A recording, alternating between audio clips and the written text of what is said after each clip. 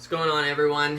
It's been a little while since my last video, and today I want to talk about something that is very, very important if you want to improve your pain, your performance, your movement, your posture, or just your overall health and well-being, or maybe all of those.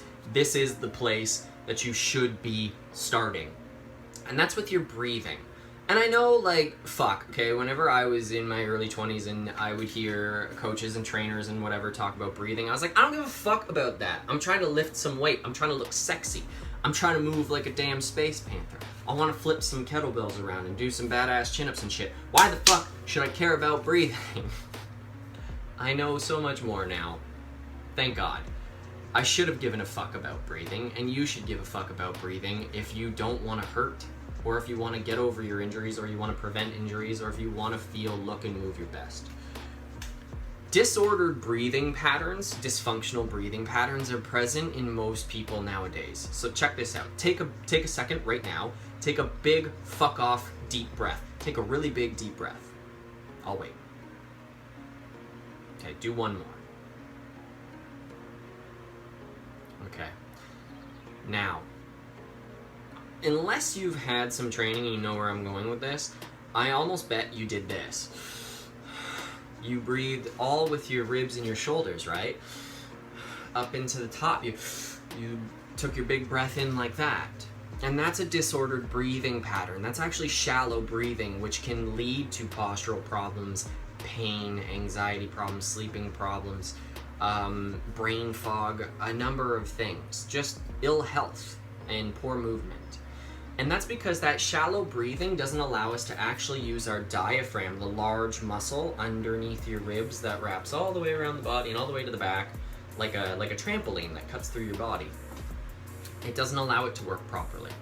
When we actually take in a good full diaphragmatic breath, using the diaphragm properly, which you're going to learn today, it allows for the diaphragm to drop down like a trampoline, creating space in the ribs for the lungs to expand properly. As that diaphragm lowers down, it actually puts pressure inside the abdominal cavity and compresses all of the organs. At the same time, your pelvic floor, if this is your diaphragm, you breathe in, the pelvic floor sort of lowers and gets pulled taut, taut, taut. Also like jumping on a trampoline, to fight the pressure so that all your guts don't fly out your butthole. Vivid. And all of the abdominal wall, so from your belly button to your sides to your low back, will expand outward as well. This stabilizes the spine. This allows for a pumping action of fluid through the spine. This allows for a gentle massage of the organs. This allows for optimal oxygen taken into the body. This allows for better posture, because if we have good stabilization in the spine, we have better posture in the body. If we have good stabilization in the spine, we have safer movement. So you can see how shallow breathing will tighten up these muscles that are chronically tight in people. It doesn't allow for proper oxygen. That shallow breathing is also associated with fight or flight or stress response, so it can leave you in a constant state of stress or anxiety and perpetuate that sort of thing.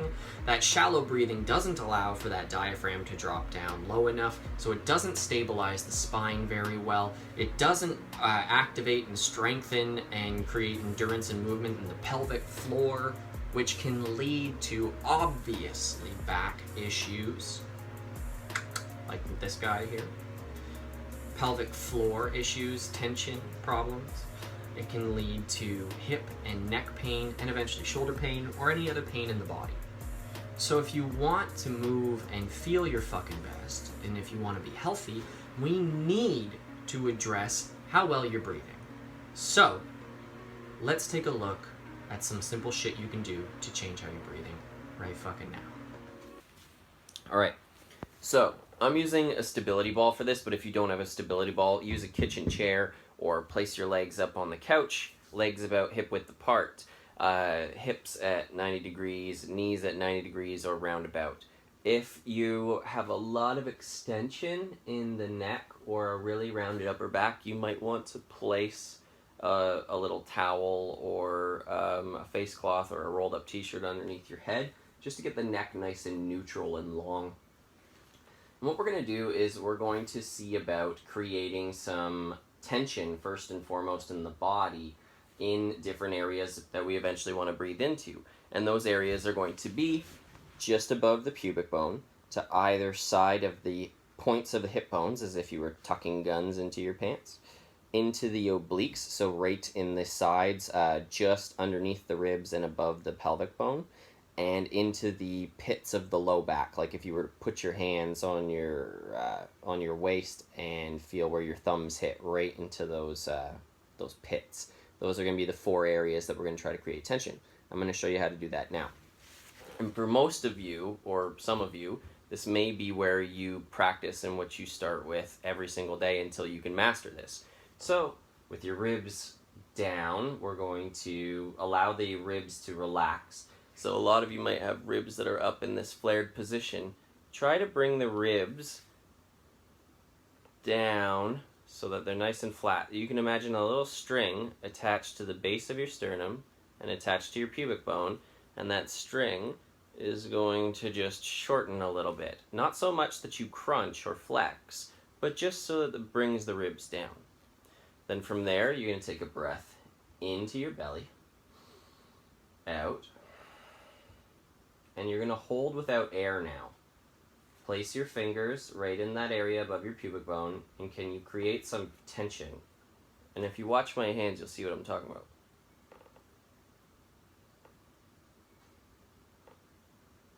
There. Try that 3 times. You may feel tension in the pelvic floor as well. It'll drop down as well. Then you'll repeat the same thing for the area just beside the little guns area. Can we do that? Breathe in, breathe out.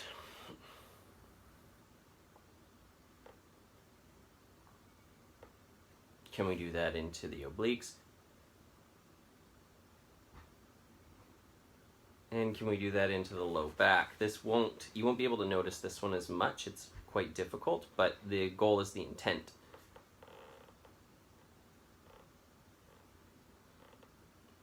And then if you can do that in each area consciously, what you can do is try to do it all in one go. Get them all at the same time. So you can wrap your hands around your waist and kind of feel most of those areas. Take your breath in, out, and then create some tension. And the goal is to try to get relatively even tension all the way around that kind of belt, that dome of the belly. And you may notice that what happens is you try to flex, you pull up with your neck, your shoulders, you pull your ribs up. Try to notice all of those things. Everything in your jaw, your neck, your shoulders, your chest, your rib cage should be relaxed. We're trying to create just tension down in this belly, sides, and low back, as if we put a big rubber band all around your waist. We're trying to create some tension into that. So for a lot of you, that may be just really difficult, really hard to connect to, and that's okay for now. Once you master that, then you can begin to try to breathe into those areas. So we just find those same areas, and can I send my breath into that area just above my pubic bone? Can I send my breath into that kind of double guns tucked into the pants area?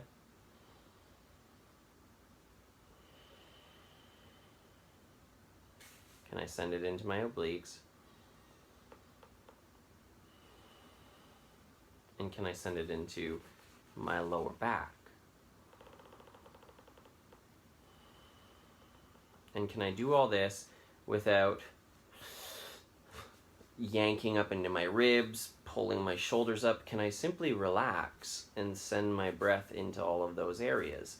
If you find you have one spot that's more difficult than another, spend some time really focusing on relaxing everything and sending the breath. So for example, if I had a lot of trouble getting into that like double guns kind of area, I could really just relax and try to just feel that expansion there. You'll find that in simply sort of not forcing the movement and sort of just letting it happen, it will happen. And you'll notice too, if you're doing this well and the ribs are down, that you'll get a movement from the pelvic floor like we discussed before. You will feel your pelvic floor begin to expand, like a feeling of a dropping down, or like if you had to shit, right? It'll drop down a little bit and bloom and move along with the breath. Now, what you can do is just practice this every morning for a few minutes. Find if you're doing the tension, create tension, 3 to 5 times in each area, and then try to create overall tension if you find you're able to get it in each area. If you're not, then spend more time on the area in which you can't create tension until such time as you can. That could be weeks, it could be days, it could be months, but practice, it will help. Once you can create tension in all the individual areas, work on creating tension in all of the areas at one go. 5 to 10 reps at a time, rest until you feel good about it. There's no set rep scheme for this. Once you can do it all over, then you practice your breath. Can I send my breath to those areas while relaxing everything? And once you can do that, then you work on breathing into the whole area. And what you can do is just set up and practice that breath for like 5 minutes in the morning, 5 minutes in the evening, and whatever it takes. And even if you can create tension in all those areas, you can always start your day by create your tension, create your tension, create your tension, create tension all around. Then, can I breathe? Can I breathe? Can I breathe? And then breathing all around. Just kind of like a system check. You know what I'm saying? It's very simple.